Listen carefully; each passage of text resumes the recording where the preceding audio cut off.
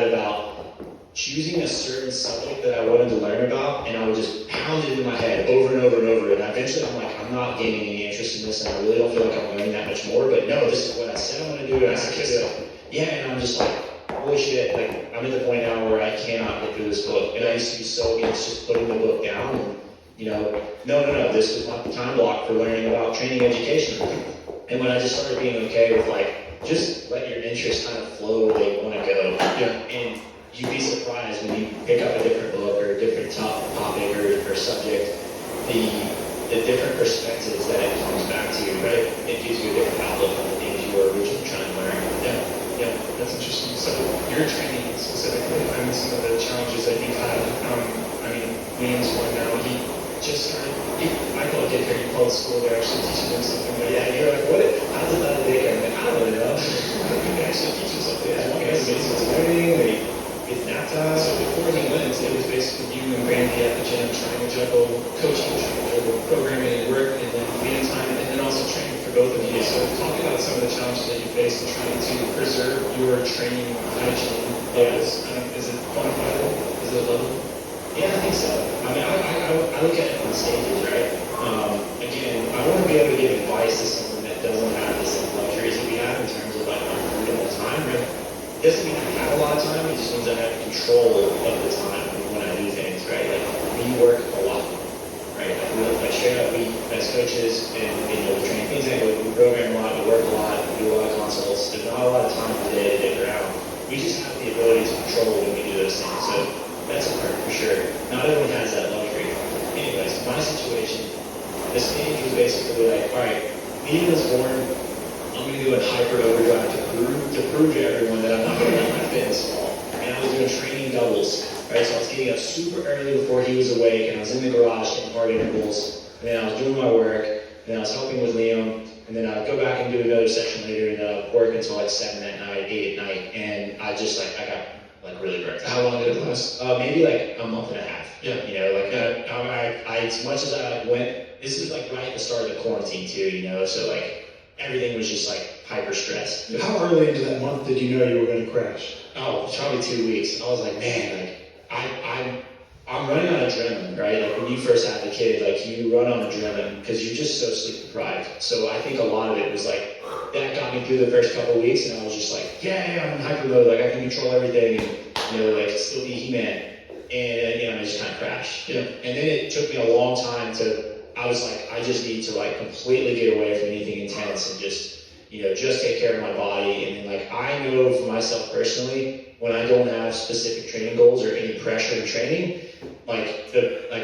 it's really easy for me to just fall back and start to lose fitness and not take nutrition as serious and just have no accountability, right? So I think that's okay from time to time, but you got to get out of that state eventually, So like I got over it, like several months later, like I didn't have much training goals, my body was feeling fine, but I was just losing fitness, and I'm still like doing throwdowns and not in good shape, and I was like, all right, I'm sick of this. Like I've been lazy, now I need to kind of like get my shit together. We have more of a control now on like what to do with the child. Basically, I hired Ryan. I was like, look, I trust you as a coach on site to basically cut through my bullshit. Nice. I am really easy about being like, I'm a little overworked, a little stressed, like I really should dial back. It's like, if you make that decision for yourself every single time, you'll never get better. Yeah. And like, I want to continue to kind of push my limits. But he is an outside perspective and gives me honest feedback on like, no, like you do need to put your head down and like structure your time so you can go and hit this hard session versus like, no, you've done 3 hard sessions this week. These next 2 weeks will be easy. You know what you can do, your own rules, you have fun. Yeah, just a little bit more of an objective perspective on the decisions that you're making to make sure that you stay accountable to what your goals are. Yeah. I think that also applies not just to training, but also like you also now have a goal that exists outside of yourself. You guys are just starting out the TTT on-site team. Aspirations for the competitive season. Talk about the training as an individual versus training as in a team, in a group setting. So tomorrow, I think, is going to be your first on-site session with this before, but you have team experience in the past. Yeah. Is it more of a challenge to go through a training session with 4 individuals versus just yourself in terms of maintaining training quality inside of that session? Well, I've done a lot of teams in the past, and I think this time around, like we're all older, we all have way less time. I mean, you have 2 children, like when you have the first child, like time is basically a day is like pretty much cut in half. Yeah. So like, you know, by process of necessity, you have to figure out a way to make that time count, and you have to be creative. Yeah. You know, you have to be super creative with how you do things. That doesn't mean make shortcuts, but it means prioritize what is actually important, cut the rest of the fat, and then like whatever it is you're doing has to be very dense and focused, right? So we've all had the conversation that like we're all coaches. 3 of the 4 athletes on the team have children and families, and we basically are limited on how much time we can put in, you know, training with each other each week. But I think that expectation now is set, and that's going to make things better. Like, You guys are all aware of the challenges that you face on a daily basis and what you need to get out of your training time to make sure that it's staying efficient. Yeah. Training as a group with partners, though, can it be more easy to be distracted, to It could. I mean, to argue with each other and lose the time that you're supposed to be getting? I mean, that's why we consult with you guys, and we have other coaches on site that are like, we need y'all to write our sessions for us so that we don't have the ability to make any decisions when we go out on the floor to train that day. Because like, we gotta start a clock, we gotta get done in 45 to 60 minutes, and it needs to count. Because that's the one day we're working together. The rest is kind of our own individual or partnered up with the week. Yeah. So that's one strategy. That goes back to what we were talking about with I think expectations, and that's on the more intense end of the training sessions that you're doing. Because originally we had talked about going into a session that is intended to kind of be like more recovery based. You don't have to put a lot of thought into it beforehand. One thing I learned with training, especially like after having a child, is the expectations are everything for that session that you have, right? So if you are following a group program, for example, we've got a ton of members that listen to this, they're in the design, and this is advice I want to give them in terms of basically making a program that's not individually written for you be more helpful to you, is that the expectation you set for what you think you're going to get done in that session is everything. Yeah. You have to be realistic with the priorities that you know you need to hit and the actual time that you have. So if you know you have 90 minutes and you know that generally back squat sets take you 30 minutes, warm up, running through them, following the rest, you have to be realistic with knowing I only have an hour left, like what's the most important things left that I can get done.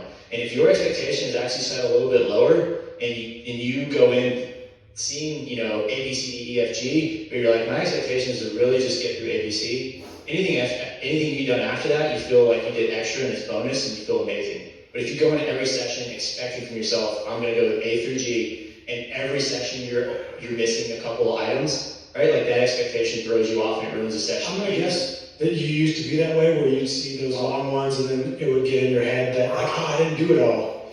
So that was a big thing I learned when we had Liam, was I would still write these long sessions for myself, and I would be like, I know I can get it in, and I'm gonna like, man, I'm gonna get it in real quick, and I would force it, and I would go to the gym, and like, you know, bless his heart, like he would wake up 10 minutes early, and I'm like, the whole session's ruined, you know, like I couldn't get it all in, and it's like, I'm like, dude, you gotta cut the expectations back.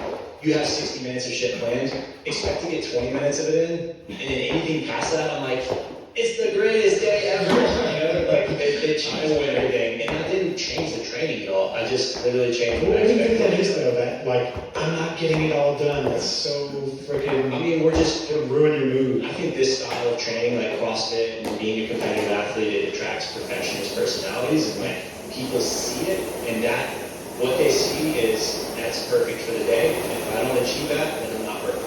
Yeah, unless it's movement work, then we'll all see. Yeah, I mean, I have amazing clients that are to the T on things, and if anything gets rattled within this just a little bit, you know, it stresses them out for the session. And so I know what they need to get done, but I have to be realistic with how much I give them to make sure that they feel like they're accomplished on a daily basis. Yeah, you were talking about design as a group program and trying to make sure that people know like where to pick and choose the battles, right? Like the one thing I do inside of design fitness is we assume like you have a 60-minute window that you can protect. And then inside of the coaching notes for that day, I write down, hey, this is your squat base warm up, this is a suggestion. Be done with this by the 10-minute mark on a running clock. This is your squat minimum. You're gonna start this at 12, you're done with this at 18. This is your maximum. You're gonna start this at 24, you're done at 34. Having time-based blocks in there, I think makes sense if you know that you have a window that you can protect, right? So like the expectation is that you do have 60 minutes, that is yours. Yeah. You cleaned up your transitions like we talked about earlier, you shut off your phone, there's no other distractions that can impede or interrupt you. Yeah. This is your time, and this is how we're gonna be as efficient as possible with your time. It's probably something that you guys need to do with the team as well. Like, yeah. You know that Liam's not an issue. He's either at daycare or something. This is your 45-minute window. It's not to be answering emails. It's not to be doing texts. It's not to be arguing with Kyle Ruth about who's going to do how many muscles. Get in there and do the work, right? That's a perfect example. I can see Colin and I both coming in and being like, you want basketball off? Do y'all want to change this? It's like, you gotta do it. You gotta stick to the plan. Yeah, I think know who you are. Know the kinds of things that you are probably more at risk for. Are you at risk of getting cut short on time? Are you at risk of getting distracted? Are you at risk of not being present inside of your session? And then take the step necessary to set yourself up for success. Yeah, I think some simple steps are just having a process when you walk in the door. So, as an example, the first thing I do when I walk in the door to go train, I get a little whiteboard out, right? Like we have a bunch of these cutouts here at TTT where it's like a small little whiteboard and we write down our training on it. And that to me is like such a time saver in terms of being distracted, right? Like most people now follow their training on an app or they get it on an email and stuff. And like it's so easy if you keep going back to look at your training pieces on your phone and open Instagram or check a text, shit that set me off, now I'm distracted. Now or even if you don't open it, maybe you got an alert and now you're thinking. Yeah, right. So like, I mean, the only exception is if you're like having to film stuff. Yeah. But even then, I think getting a little cheap tripod so you put the phone in it and it's away from you and you don't have to like hold it and set it up. And it's on Do Not Disturb so you don't see notifications come up. So write the training down, right? That's huge for me. One, because as I work through each piece, I love to go over, I love the feeling of scratching it off. I'm like, done. Like, I got it in. And for me, the hardest part is my warm-up. So the big thing I do with time is like, I write the workout down, and then I go out. If you have the ability to, based on space or whatever type of gym you're in, get everything out that you know you're going to be using in that session, right? Unless it's like you're trying to share space with people and all that. But I get everything set up, just like that cuts down on time, transitions between pieces and whatnot.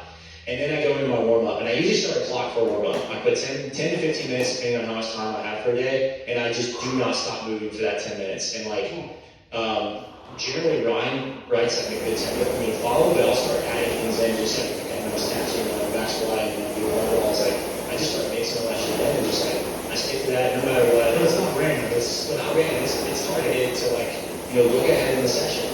Like, I see people, the biggest time suck that people have is re-warming up for things between each strength trainings. And that to me, I'm like, you just snatch them. You don't need to warm up back squats. Like, go into it. Another thing is like, can you go into that a little more? Like, what would you mean by you look at warm-up back squats? What would you look at someone doing and say that was them? If you look at your training session, you've got part A is snatch clusters, part B is back squat interval or back squat sets, and then part C is chest to bars, dumbbell lunging. In my warm-up, I'm going to have some form of squatting, dynamic hip warm-up. I'm going to have something cyclical to get my heart rate up and my body temperature up and blood flow moving through all the limbs and peripherals.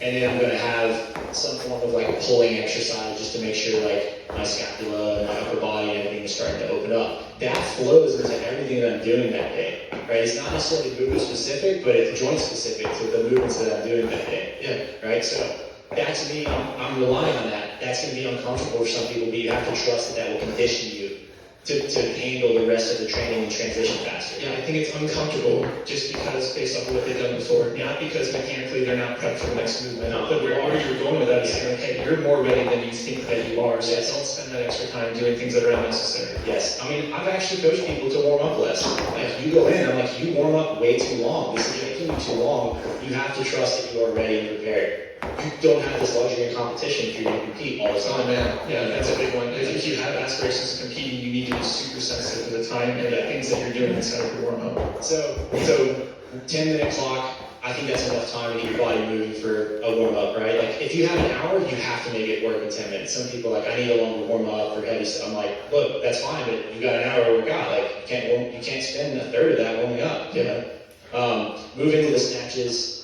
Right, I finished my snatch set. I'm gonna put the barbell on the rack and I'm gonna work up to, it's so natural. Okay, what's the first thing you do? You grab the bar, you put in the bar, you do 45-pound squats. Okay, what's next? 45-pound plates. Why 45-pound plates? Right? Like, eventually at some point you have to be okay to just maybe go to 185. Like, you know, like, but we always start with just like this simple plate. I'm not jumping right to my max. Yeah, it's weird, but it's like we get stuck to those numbers. So I'm just saying, like, change it up, be more aggressive with it. See what's the minimum amount of prep I actually need to feel good and ready for this. and that'll cut down 3 warm-up sets, and you're at your working sets for your percentage, right? So just little things like that will save a lot of time in the run of the session. I mean, my big takeaway from that is routines, right? Set routines that are going to protect you from some of the things that are going to draw away from your training quality, whether that's, getting a whiteboard out so you don't have to deal with your phone throughout, setting a clock to make sure that you're taking less than 10 minutes to warm up, making sure that you are limiting the friction from movement to movement to movement by getting your equipment out ahead of time. I think things like that are they're little things that you've learned through experience over time, working with yourself and with your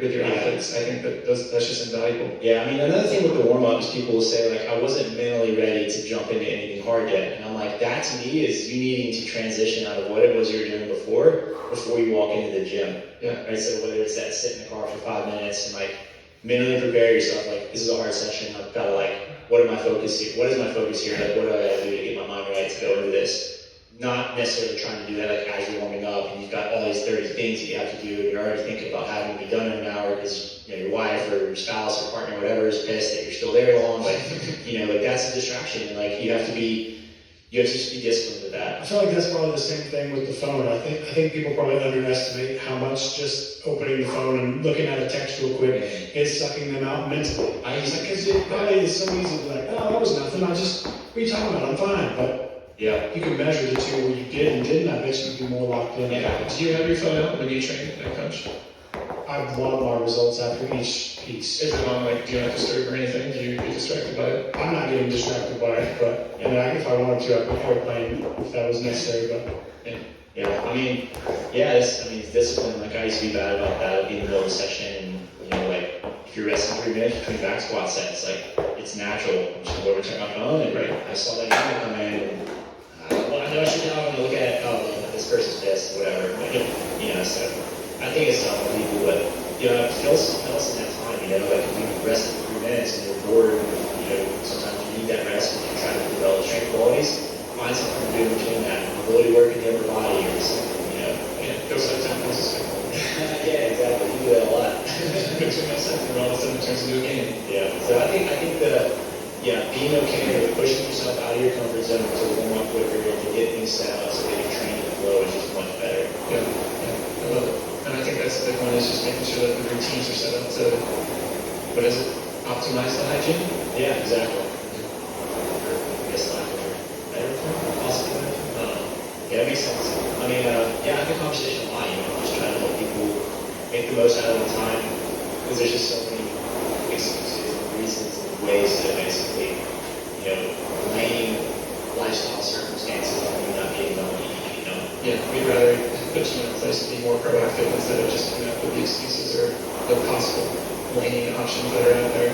The transition thing is something that I still struggle with. Yeah. And I think that one of the things that I've tried to do lately is if I'm in the middle of working on something and I know that my training window is coming up is making notes for myself and trying to get it out of my head. Yeah. Because even if I put my computer away, put my phone away, it's the thought process that still bothers me. Like I'm writing an email or I'm working on a 4-week cycle for somebody. Okay. That thought is hard to get out of my head. So it's not just physical for me. It's kind of brain dumping. Yeah, the notification isn't the text message on my phone. It's my thought inside of my head being like, oh, you should do this in week 3 of that progression. That'd be great. It's like, no, don't think about that right now. You should be thinking about what you're doing. I need to get that thought out of my head. So I try and write things down. I try and take notes. I try and put I like that. Yeah. in the sheet itself to get it out because the distractions for me are sometimes even more internally than they are externally. Yeah, for sure. I get that a lot. I mean, I'll be in the middle of the training piece and I'm like, oh, I just had this idea, or crap, I forgot to do this. Having maybe like a whiteboard you could brain dump on, that'd be pretty helpful. I used to do that when I slept too. I'd wake up from a dream and have this great idea, and then I'd be awake the rest of the night. But if you had something there, you could write it down real quick. Yeah. Do you ever have those ideas and then the next day you read it, you're like, this isn't a good idea? It always makes sense too. It's like trying to tell someone your mushroom trip. Just keep that to yourself, bro. No, that's not interesting. Why are you telling me this? What about hanging out with any of the high-level athletes you've been around over the years? Do they like any good things, hygiene-wise, that you've seen them do that? Yeah, I think the qualities that I just described, man, like they are in and they are like down to business. I don't even know if that's necessarily training time. I think it's more about how they carry themselves and how they talk about how they feel. That's one I don't remember if we've done that in a podcast or not, but the best athletes I've seen are the ones that don't admit openly how bad they feel. That's like a really bad habit. Like, God, I'm so sore today. It's like, on site, man, I ask people all the time to hold me accountable to that. I'm like, don't even ignore me, don't acknowledge it. And I feel like that's a habit that like is just an energy suck in the gym in general. Like people want to bring me down with them when they talk about how they don't feel good or how they're not excited for this Would you agree workout. it's also like setting expectations for their performance that day? I think sometimes I've seen it be like, oh man, I'm really sore and we're supposed to max out today. I'm not quite sure. I'm going to talk about how sore I am. Yeah, sure, take that shit out of here. Yeah. I think people just wish some time for conversations. Yeah, Which is a thing. That's fine. Oh, go ahead. I was gonna say, I'm not saying come to the gym and don't have any fun, right? The gym is most people listening to this, they do this because they love it. It's fun. You know? I'm against it. The large majority of people watching this don't make money doing this. There's an aspect of shared suffering that is valuable to them. Yeah. That's part of what brings them coming back. So I just say something like that for the end of the session. Yeah. Get your work done first, and then you can have a whole hour where you sit and you talk and socialize and whatever. Right? Like, I just think like it's just a distraction for you don't know. Like some people aren't. They're not going to tell you like you're distracted from being trained. They're probably going to pull the old headphone or they're like, yeah, in the middle of the set. It's like the headphones to me are like the do not disturb button. And like if you see someone wearing headphones, or if you want someone to leave you alone, put on the headphones. Then there's the fucking people who just start talking full sentences to you while you have headphones on. Yeah. I mean, Like, at least give me the cue so I can take them off. Yeah, I mean that's maybe you gotta communicate to them that like, hey man, I'm sorry, I'm in the middle of this. Learn to say no politely. One of those. Yeah. The high-level athletes not giving credence to how their body feels. Do you think that's learned over time? Do you think they taught themselves that? Do you think that's something they just gravitated I towards? think it's work. I think it's a little bit of work ethic. I think part of it too is like I don't want you to know like how I actually feel. Yeah, it's almost like I'm not tired. I think it's a lot of work ethic. Like I think they understand like if I get into this, and if I verbalize this, then it's going to become more real than it actually is, which is true. But what you say, like, it comes into power. So I think you just need to be careful with your expressions and what you say and how you're going to carry yourself in the gym. And I see the better higher level athletes, they carry themselves more like professionally and mature in that way. They probably identify themselves as professional, and if they view this as work, they might be less willing to give credence to those sort of feelings. Like, hey, I gotta do my job today. Yeah, I mean you see the same thing too with someone that's just kind of in a bad place. Like if you're emotionally like unstable at that moment or if whatever's going on, like maybe you shouldn't be at the gym where you're just kind of like being negative around everyone. I don't even know if that has anything to do with training time. It's kind of a different topic, but it's more like, dude, don't bring that in here. Why don't you go home and just like rest? Like get out of here with that. Like they might be hoping to find a fix from somewhere else. Yeah, like don't rely on everyone around you to like lift you up all the time for that. I think you gotta handle that yourself sometimes because people are in here trying to get some stuff done. Nice. Well, nice. That's Perfect way to end it. Awesome. Do I have anything else? No, that was cool. All right. So we got Mike coaching in the design. Yep. What week are we on now? Week 2. When will this come out? Oh man, who knows? Yeah, I mean, as we're filming this, we're in the middle of week 2 right now.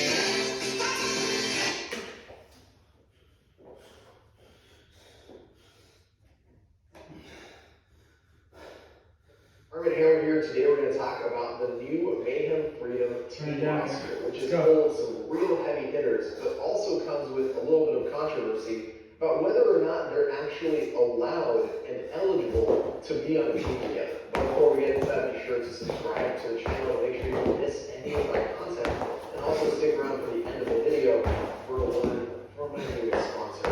Let's get into this Mayhem Freedom situation. Of course, you and I both know that Rich Roman is the reigning defending team champion in CrossFit, and the last time there was a team competition was 2019 when all of the rules for the affiliate cup were thrown out the window and it just became super team against super team. And it was probably the most exciting team competition that we've ever seen. It means because it was like less than 10 teams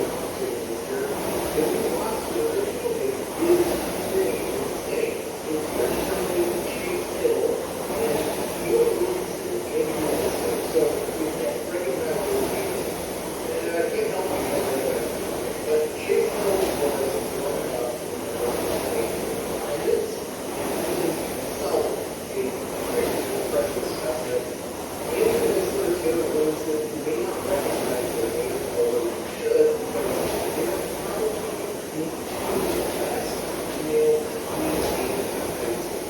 Here, one of those out there, they're like highly recruited. Onto whatever teams that have them on there. They were on the last team that actually beat Mayhem Freedom, I believe, which was at Rogue Invitational a year or two ago. And they are obviously comfortable working together and clearly willing to do what it takes to win because they're joining who were their biggest rivals in Mayhem Freedom. So the roster is pretty stacked, and they are obviously the favorites because it's Rich's team and these are all badasses. So where does the controversy come in? Well, we talked about this actually in one of my other videos about the affiliate cup rules and the eligibility requirements. And it has a lot of nuance to it, but it is clear on a couple of things. One is that the eligibility requirements backdate to January 1st, even though the rulebook was released on January 7th.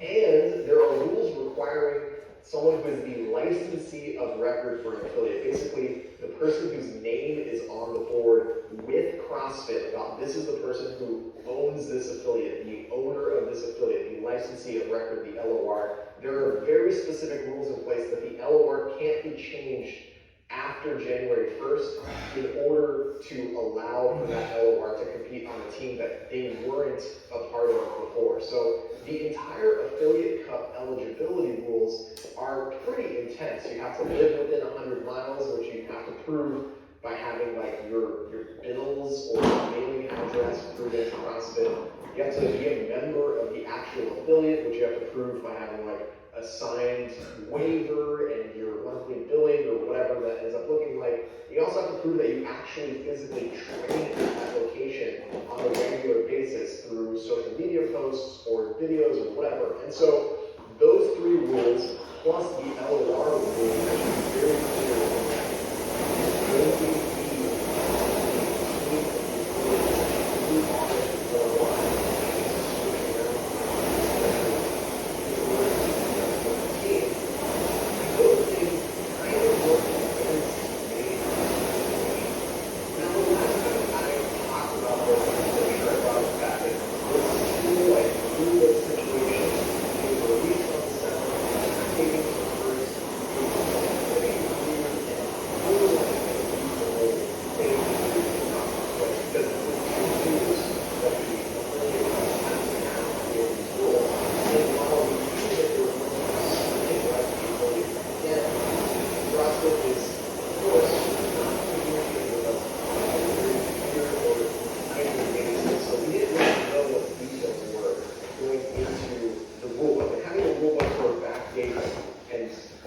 potentially affect the eligibility of athletes who could have pretty easily moved this around without giving them the opportunity to have a grace period, could be seen as unreasonable. And in my opinion, would probably be unreasonable for this event. However, I actually reached out to CrossFit about this when I first did my rulebook video, like way back when, in the beginning of January, when the rulebook was first released, because that really stood out to me. I reached out to them and I asked them specifically, how strict are you trying to be?